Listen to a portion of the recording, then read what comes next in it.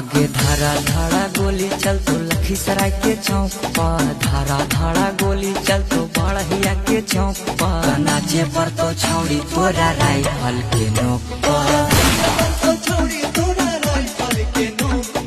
तोरा हम नाचैबो छौड़ी राइफल के नोक पर।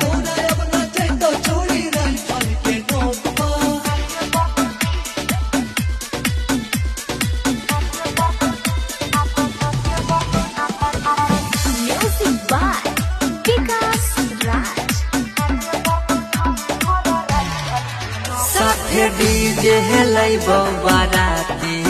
पूरा बसती गे छौड़ी,